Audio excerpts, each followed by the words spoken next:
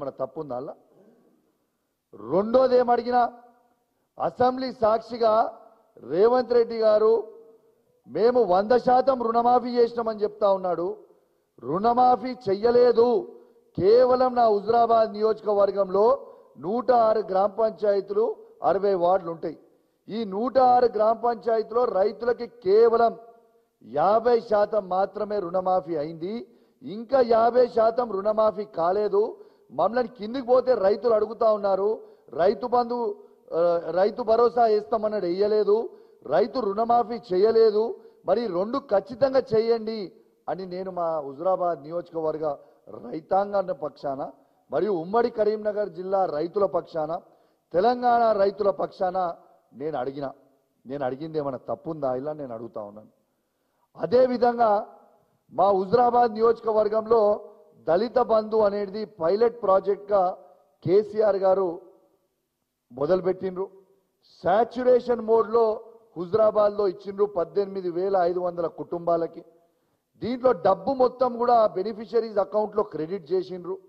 ఆ క్రెడిట్ చేసిన తర్వాత 13,000 మంది దాకేమో 100% తీసేసుకున్నారు. ఇంకొక 5,500 మంది వారికి వాళ్ళకి 50,000 నుంచి 5 లక్షల వరకు రెండో విడత రిలీజ్ చేయాలి. ఆ డబ్బు కూడా వాళ్ళ అకౌంట్లో ఉందని నేను అడిగింది ఏమైనా తప్పుందా?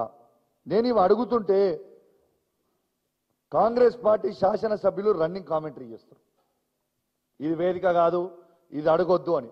మరి నేను అడుగుతున్నా, ఇదే కాంగ్రెస్ ప్రభుత్వము మీరు చెప్పిందే కదా రేవంత్ రెడ్డి గారు, కేసీఆర్ గారు దళిత బంధు ఉట్టి 10 లక్షల రూపాయలు ఇస్తుండు, నేను 12 లక్షలు ఇస్తారే అధికారంకి వస్తాయని చెప్పింది మీరే కదా.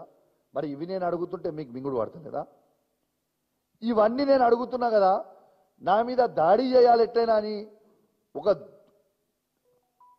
గలీజ్ ఆలోచనతోని ఇవాళ సంజయ్ జగిత్యాల గారితోని మైక్ ఇచ్చి మాట్లాడిచ్చి ఆయన గెలిచింది ఏ పార్టీ నుంచి, పోటీ చేసింది ఏ పార్టీ నుంచి, అసలు ఆ జగిత్యాల సంజయ్ అనేటోడు వార్డు మెంబర్ అన్న గెలుస్తాడా? కేసీఆర్ గారు బొమ్మ లేకపోతే వార్డు మెంబర్ అన్న గెలుస్తాడా?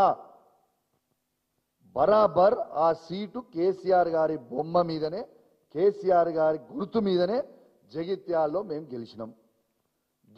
నువ్వు లేచి మాట్లాడుతూ ఉంటే నాతో కూర్చొని ఏమంటాడు, మీ బట్టలు చింపితిప్పుడు అంటాడు. నన్ను రెచ్చగొట్టింది ఆయననా నేనా? నేను లేచి నువ్వు ఏ పార్టీలోకి గెలిచినావు అంటే నేను బాజాబ్తు కాంగ్రెస్ పార్టీ అయి ఇప్పుడు నేను బీఆర్ఎస్ పార్టీ కాదు అని చెప్తాడు.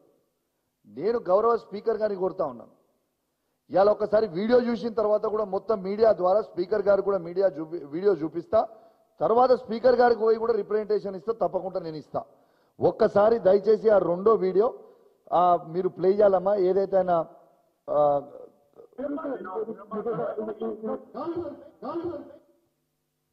మళ్ళా ప్లే చేయమ్మా ఒకసారి.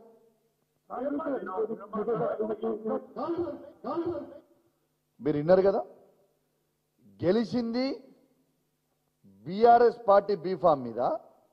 ఏ పార్టీలకు గెలిచినావు నువ్వు అంటే నేను ఇప్పుడు బాజాబ్తు కాంగ్రెస్ పార్టీ అంటాను.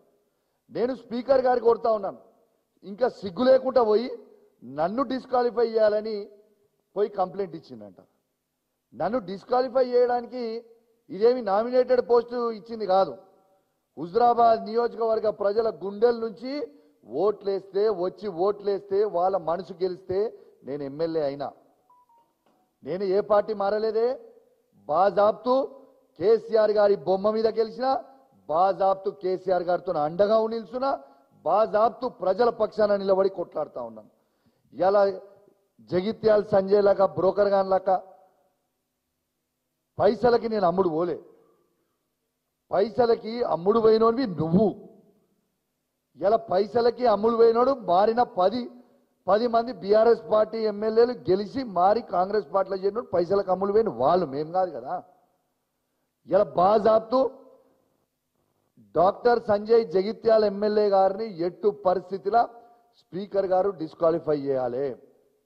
స్వయంగా అఫీషియల్ రివ్యూ మీటింగ్ లో మీ ముగ్గురు మంత్రుల సమక్షంలో ఉత్తమ్ కుమార్ రెడ్డి గారు, శ్రీధర్ బాబు గారు, పొన్నం ప్రభాకర్ గారు, ఇతర కాంగ్రెస్ పార్టీ శాసనసభ్యులు ఉండగా బీఆర్ఎస్ పార్టీ శాసనసభ్యులు మొత్తము ఉమ్మడి కరీంనగర్ జిల్లాలో ఉన్న అధికారులు ఎలక్ట్రానిక్ మీడియా ప్రింట్ మీడియా సాక్షిగా నేను కాంగ్రెస్ పార్టీలో ఉన్నా అని చెప్పినాక మీరు ఎందుకు డిస్క్వాలిఫై చెయ్యరు అని నేను అడుగుతా ఉన్నాను.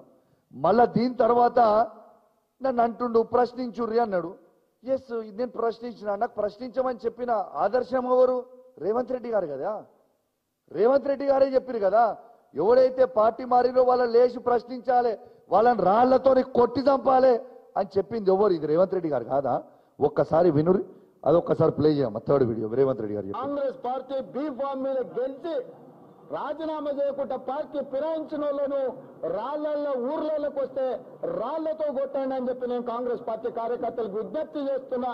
రేపు భవిష్యత్తులో ఎవడైనా పార్టీ ఫిరాయించి వాళ్ళను రాళ్లతో కొట్టించే బాధ్యత నేను తీసుకుంటా. వాళ్ళను రాళ్లతో కొట్టించే బాధ్యత నేను తీసుకుంటా.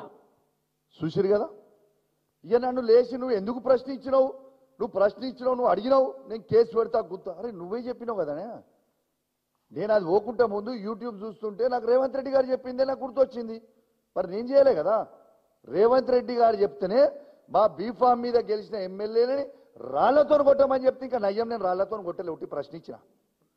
రేపు మా ఊర్లలో పోయినాక బరాబర్ రాళ్లతో కొడతాం మా బీఆర్ఎస్ పార్టీ కార్యకర్తలు. ఎందుకు ఊకుంటాం భయ్?